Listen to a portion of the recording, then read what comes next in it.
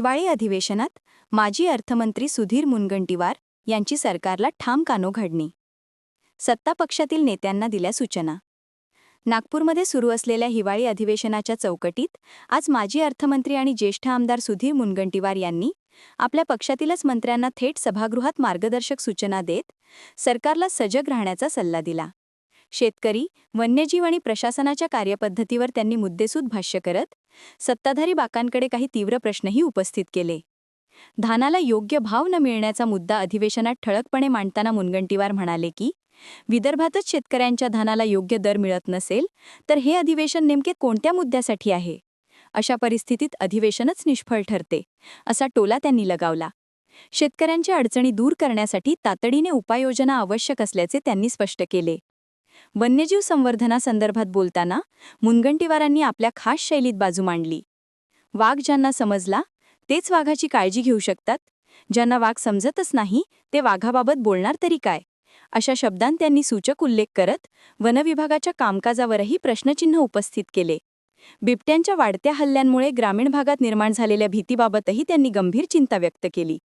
नागरिकांच्या सुरक्षेला सर्वोच्च प्राधान्य देत ठोस आणि शाश्वत उपाययोजना करण्याच्या अनेक सूचना त्यांनी सभागृहात मांडल्या. वन्यजीव मानव संघर्ष कमी करण्यासाठी वैज्ञानिक पद्धतीने नियोजन करण्याची गरज त्यांनी अधोरेखित केली. सुधीर मुनगंटीवार यांच्या या भाषणामुळे सभागृहात आणि सत्ताधारी गटातही खळबळ उडाली असून त्यांच्या सूचनांवर सरकार कोणती भूमिका घेते याकडे राज्याचे लक्ष लागले आहे.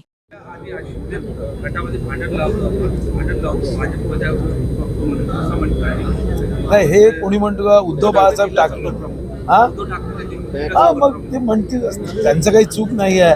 कारण एकनाथ शिंदे साहेबांनी जी क्रांती केली त्या क्रांतीनंतर एकनाथ शिंदे साहेबांच्या संदर्भात 24 तासात कोणत्याही मिनिटाला चांगलं भावना येऊच शकत नाही. तर ते म्हणतील, त्याच्यावर काही गंभीरतेने लक्ष ना एकनाथ शिंदे साहेब देतात ना मला वाटतं कोणी द्यावं. भाऊ आपके भविष्य को लेकर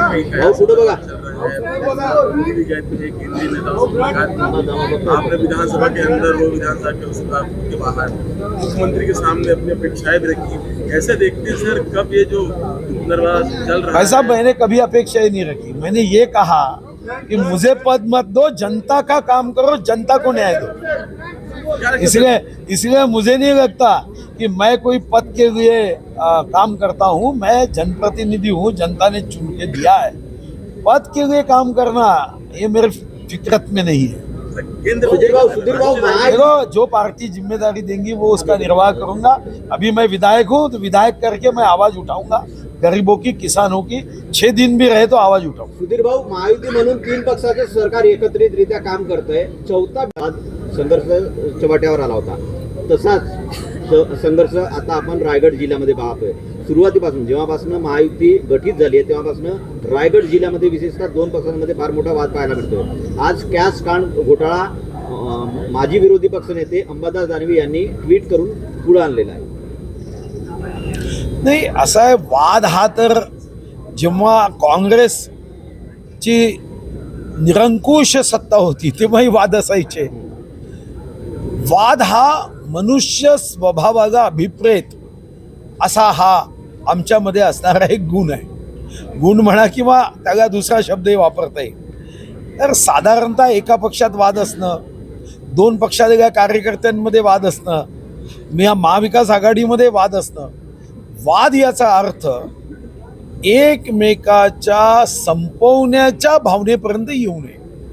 वाद विषयांवर असू शकतात, मतमतांतरे असू शकतात, पण आत्ता जो वाद तुम्ही म्हणालात हा वाद वाढता कामा नये याची काळजी महायुतीच्या नेते घेतील, विश्वास आहे.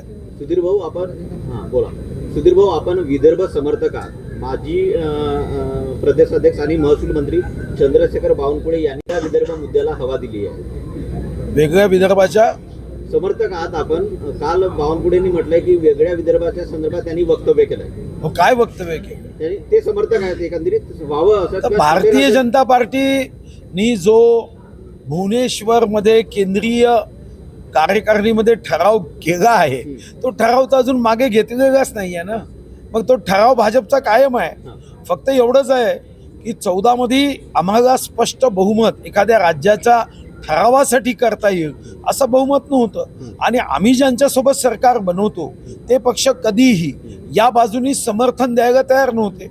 मी सुद्धा 95 ते 99च्या मधात स्वतंत्र विदर्भ राज्याचा ठराव मांडला होता, पण कोणीच त्याला समर्थन द्यायला आजही तयार नाही.